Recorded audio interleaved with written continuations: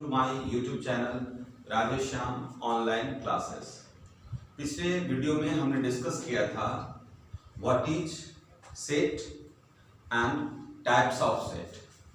आज डिस्कस करेंगे दो सेट के बारे में, इक्वल सेट और इक्विवेलेंट सेट, और तब डिस्कस करेंगे subset, proper subset and ETC. ठीक है, तो सबसे पहले आइए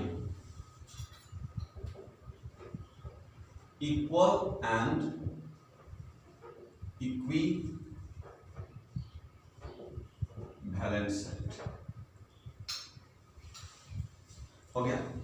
कहता है if A and B are two sets, क्या if A and B are two sets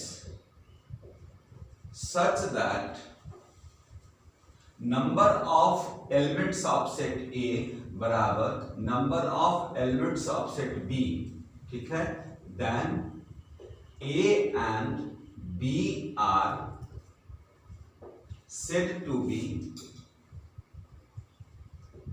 equivalent set। ठीक है, कैसा सेट कहलाएगा? इक्विवेलेंट सेट कहलाएगा। कहने का मतलब इक्विवेलेंट सेट होने के लिए एकमात्र कंडीशन है, वो एकमात्र कंडीशन ये है कि दोनों सेट में एलिमेंट्स की संख्या बराबर होनी चाहिए। ठीक है, लेकिन अगर कहता है if A and B are two equal sets then A is the subset of B and B is the subset of A। मतलब A B का सबसेट होगा और B A का सबसेट होगा। कहने का मतलब A का जितना भी एलिमेंट्स है वो टोटल का टोटल एलिमेंट्स कहाँ होगा? सेट B में होगा, और सेट B का जितना भी एलिमेंट्स है वो टोटल का टोटल एलिमेंट्स किसके अंदर होगा? ए के अंदर होगा। कहने का मतलब सेट ए और सेट बी में एक भी ऐसा एलिमेंट नहीं होना चाहिए जो कि दोनों में से दोनों के दोनों सेट में प्रेजेंट ना हो। ठीक है, कहने का मतलब देखिए एग्जांपल के तौर पर देंगे तो ज्यादा बात क्लियर कट होगा। जैसे मान लीजिए एक सेट है ए, कहता है x such that x is the letters of word Patna. x is the letters of word Patna.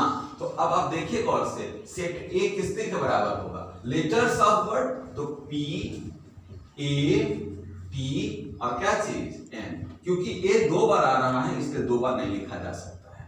ठीक है, अब आइए एक दूसरा सेट है B, कहता है x such that x is the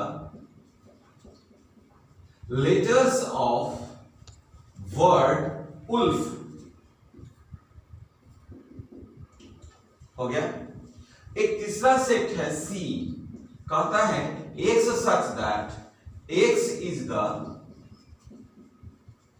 letters of word flow। ठीक, और एक लास्ट सेट है D, x such that x belongs to natural number and x less than equal to क्या चीज 4। ठीक है, अब इस चीज को बारी बारी से समझिए। अगर कहता है x is the letters of word wolf, तो सेट B किसके बराबर हो गया? W O L F। Set C किसके बराबर हो गया? F L O W। जबकि सेट D किसके बराबर होगा? 1 2 3 4। ठीक है, अब आप गौर से देखो, इसमें सेट A में कितने एलिमेंट्स हैं? 4 एलिमेंट्स हैं। सेट B में भी कितने एलिमेंट्स हैं? 4 एलिमेंट्स हैं। सेट C में भी कितने एलिमेंट्स हैं? 4 एलिमेंट्स हैं। और सेट D में भी कितने एलिमेंट्स हैं? 4 एलिमेंट्स हैं। कहने का मतलब ये हुआ कि set A comma set B comma set C comma set D are equi equivalent set. कैसा सेट है ये? इक्विवेलेंट सेट है। क्यों इक्विवेलेंट सेट है? क्योंकि सारे के अंदर नंबर ऑफ एलिमेंट्स क्या है? सेम है। पक्का? इसके अपोजिट में आइए, अब देखिए यहां पर इस दो सेट को B और C को क्या देख रहे हैं? W अगर यहां है तो W यहां है, L यहां है तो L यहां है, सॉरी L यहां है, F यहां है तो F यहां है, O यहां है तो O यहां है। कहने का मतलब B का सारा एलिमेंट किसके अंदर है? C के अंदर है, और C का सारा एलिमेंट किसके अंदर है? B के अंदर है।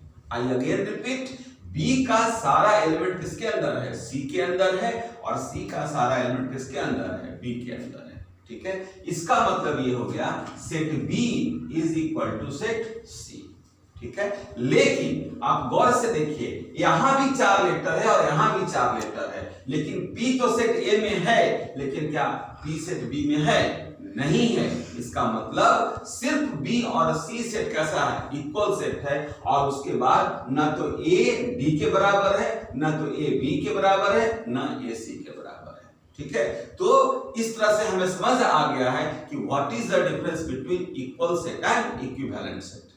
ठीक है, याद करिए, all equal set are equivalent set.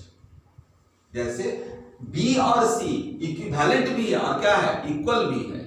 ठीक है, ध्यान से सुनिए, all equal set are equivalent set, but all equivalent set are not equal set. जैसे A और D इक्विवेलेंट है, A और B इक्विवेलेंट है, लेकिन इक्वल नहीं है। ठीक है, इसलिए याद रखिएगा, सारा का सारा इक्वल सेट इक्विवेलेंट है, लेकिन सारा का सारा इक्विवेलेंट सेट इक्वल सेट नहीं होता। ठीक है, अब हम लोग डिस्कस करेंगे सबसेट के ऊपर में। सबसेट क्या है? ध्यान से देखिए, सबसेट का डेफिनेशन क्या है? एकदम शॉर्टकट में समझिए, इस डेफिनेशन में ही सब कुछ आपको मिलेगा। सबसेट कहता है इट इज अ सेट। सबसे पहला बात क्या? What is subset? Subset is a set. कैसा सेट? Which is formed by the elements of a given set A। ठीक है, मतलब एक दिए हुए सेट A के एलिमेंट्स से जो आप सेट फॉर्म करोगे, वो सेट क्या कहलाएगा? सबसेट कहलाएगा। पक्का? अब ध्यान दीजिए, if B is a subset of set A, तो कैसे लिखेंगे? B हो गया सबसेट, सबसेट का साइन ये होता है, this is the sign of subset, और क्या चीज? A। क्या पढ़ेंगे इसको? B is subset of A। पक्का? अब एग्जांपल के तौर पर देखिए, बात बहुत ज्यादा क्लियर कट आपको होगा। देखिए, मान लीजिए A बराबर दे रखा है A B C और D। पक्का? मैंने पिछले वीडियो में पढ़ाया था, इसको कैसे पढ़ते हैं? A is a set whose elements are, क्या एलिमेंट है उसका? A, B, C, D। पक्का? अब समझिए गौर से, ये हमने पिछले वीडियो में क्लियर कर दिया है, A, B, C are the elements of set. पक्का? A, B, C क्या है? Elements of set. अब ध्यान से देखिए, क्या थ्योरी का क्या डेफिनेशन कहता है आपका? It is a set. Subset क्या है? एक सेट है। ठीक है, which is formed by the क्या चीज? एलिमेंट्स। किसका? सेट A का। पक्का? तो याद कीजिए, सेट A का एलिमेंट क्या है? A B C। अब इसी A B C से अगर आप क्या बनाओगे? सेट बनाओगे। तो मैंने पिछले वीडियो में सिखाया है, एलिमेंट से अगर सेट बनाना हो तो कुछ नहीं करना है, आगे में क्या लगा देना है? कर्ली ब्रैकेट लगा देना है। That's all. ठीक है, अगर इस पर एक कर्ली ब्रैकेट लगा देंगे तो क्या हो जाएगा? सबसेट ऑफ A कहलाएगा। पक्का? क्यों? क्योंकि what is subset? Subset is क्या? सेट। ठीक है, तो किसी A B C क्या है? एलिमेंट्स ऑफ A है, तो A B C को एलिमेंट को रख लिया और उससे क्या बना दिया? एक सेट बना दिया, तो क्या कहला जाएगा? सबसेट कहला जाएगा। पक्का? मैं दूसरा एग्जांपल दे रहा हूं। मान लीजिए A, D are the elements of A. ठीक है, अब इसी चीज को कहता है सबसेट में ट्रांसफर करो, आपको कुछ नहीं करना है, बस A, D से एक क्या बना देना है, सेट फॉर्म कर देना है, ये क्या हो जाएगा आपका सबसेट हो जाएगा। पक्का हो गया बात? ठीक, अब इस चीज को समझिए, मान लीजिए कहता है A, E, F, क्या A, E, F set A के अंदर है? सेट A के अंदर नहीं है। ठीक है, तो A, does not belongs to A, इसके अंदर नहीं है। ठीक है, तो कहने का ये मतलब हो गया कि जब A, E, F से जब एक सेट फॉर्म करेंगे तो सिंपल सी बात है, this is not the subset of A. बात खत्म। ठीक है, क्यों? क्योंकि A, E, F does not belongs to set क्या चीज ए। ठीक है, तो हम समझ चुके हैं, हम ये एज्यूम करते हैं कि आपको सबसेट का बारे में सही जानकारी हो गया है। ठीक है, अब इसका दूसरा और एक मजेदार एग्जांपल देखिए। मान लीजिए सेट ए बराबर दे रखा है A, B, C, D और E। बढ़िया समझिएगा, पहले इसको लैंग्वेज में लिखे तो ज्यादा बात क्लियर होगा। क्या लिखेंगे? A is a set whose elements